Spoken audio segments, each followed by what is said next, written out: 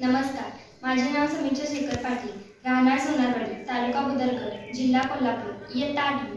परिस्थितीसमोर हतबल झालेल्या एका लहान मुलीची कथा मी सादर करत आहे। कथेचे नाव आहे झिपरी।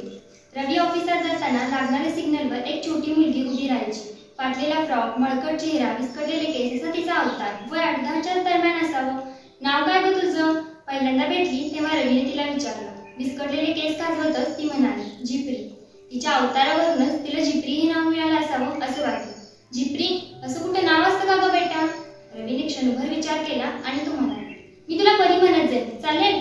तिला हे नाव खूपच आवडलं असावं। तिने हसतच मान डोलावली। आता रवी रोज येता जाता तिच्या हातावर ₹1-2 ठेवायचा। तिला आई वडील नव्हते। म्हाताऱ्या आजीसोबत फुटपाथवर राहायची। तिला शिकण्याची खूप इच्छा होती आणि चित्रकलेचीही आवड होती, पण दोन्ही गोष्टी अपूर्ण। दिवसभर भीक मागितल्यानंतर संध्याकाळी स्ट्रीट लाईट खाली बसून मोडक्या पेन्सिलनं काहीतरी रेखाटत बसायची। तेवढाच एक आजचा समाधानाचा क्षण तिच्या उद्याला बळ द्यायचा। त्या दिवशी संध्याकाळी झिपरी मंदिरापुढे भीक मागत उभी होती। रोज सिग्नलवर भेटणारा रवी तिलाच तेथे दिसला। सकाळीच त्याने तिच्या हातावर ₹2 टेकवले होते। पुन्हा त्याच्या पुढे हात पसरणं तिला नकोसे वाटलं। ती मागं सरली, पण रवीचं तिच्याकडे लक्ष गेलंच। तो तिच्याजवळ आला।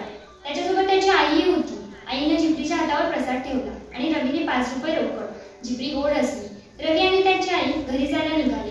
जाताना आई म्हणाली, उद्या सकाळी ऑफिसात जायच्या आधी या मंदिरात येऊन जा। जन्मदिवस आहे तुझा, देवाच्या पाया पडल्याशिवाय काहीही करायचे नाही। हो ग आई, लक्षात आहे माझ्या, 10 वेळा सांगितलंस तू हे मला, रवी बोलला आणि गाडीला किक मारून तो निघून गेला। दुसऱ्या दिवशी सकाळीच झिपरी मंदिराच्या पायऱ्यांशी येऊन बसली। थोड्या वेळानं भ्रुम आवाज करीत रवीची मोटरसायकल तेथे आली। तो घाईतच होता। घाई मंदिराच्या पायऱ्या चढून गेला। पहिल्याच पायरीशी बसलेल्या झिपरीकडे त्याचं लक्षही गेलं नाही। तिने दादा दादा असा आवाजही दिला, पण रवी आज त्याच्याच कसल्या तरी धुंदीतच होता। झिपरी मागं फिरली। तिने मनाशी कसलासा विचार केला आणि मंदिरासमोर उभ्या असलेल्या रवीच्या बाईकजवळ ती आली। बाईकच्या हँडलला त्याची ऑफिस बॅग अडकवली होती। झिपरीने त्यात हात घातला। इतक्यात बाजूने जाणाऱ्या माणसानं ते बघितलं आणि चोर चोर असं ओरडत तो तिच्या अंगावर धावून आला। चोरी करतेस का कार्टे? असं म्हणून त्याने झिपरीच्या पाठीत एक धपाटा घातला। ती नाही नाही म्हणू लागली। ती विनंती करू लागली, मी चोरी नाही केली हो काका, पण तो माणूस काही ऐकेना। तो तिला मंदिराच्या दिशेने फरफटत नेऊ लागला। थोड्या वेळानं आजूबाजूची आणखी काही माणसं गोळा झाली। झिपरीला चोर चोर म्हणू लागली। अशा भिकाऱ्यांना अद्दल घडवायलाच पाहिजे, गर्दीतून कोणीतरी ओरडला, जो तो हाणामारीच्या शिक्षा देण्याच्या गोष्टी करू लागला। इतक्यात रवी मंदिरातून बाहेर आला। घोडक्यात चाललेल्या गदारुडाकडे त्याचं लक्ष गेलं, पण त्याला वेळ नव्हता। तो धावत त्याच्या बाईकजवळ आला।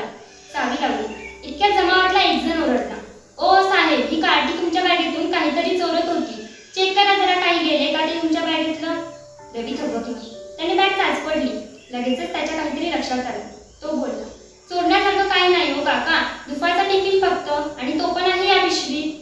तोच चोरण्याचा प्रयत्न करत असेल ही भिकारडी, असं म्हणून समोरच्या माणसाने आणखी एकदा पाटा झिपरीच्या पाठीत घातला। तिने एकदम टांगून फोडला। रवीचं लक्ष त्या आवाजाकडे गेलं। झिपरीला पाहून तो गाडीवरून खाली उतरला। तो तिच्याजवळ आला। परी, तू आता चोरीही करायला लागलीस? या प्रश्नावर तिचा आवाज बंद झाला।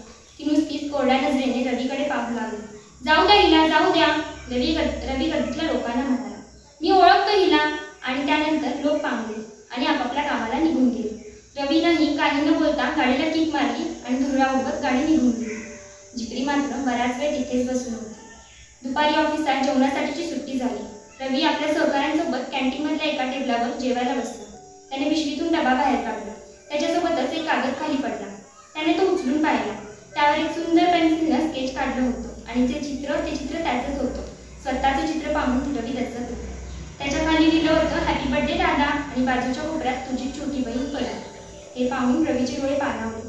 सकाळी झिपरीने आपल्या पिशवीतून काही काढलं नाही, तर त्यात ते सुंदर बर्थडे गिफ्ट ठेवलं होतं आणि हे त्याला आत्ता कळालं। त्यानंतर कित्येक दिवस तो मंदिराजवळ, शाळेजवळ, सिग्नलजवळ तिचा शोध घेत राहिला, पण शेवटी परी कुठं हरवली कुणास ठाऊक। पुन्हा कधीही झिपरी त्याला भेटली। धन्यवाद।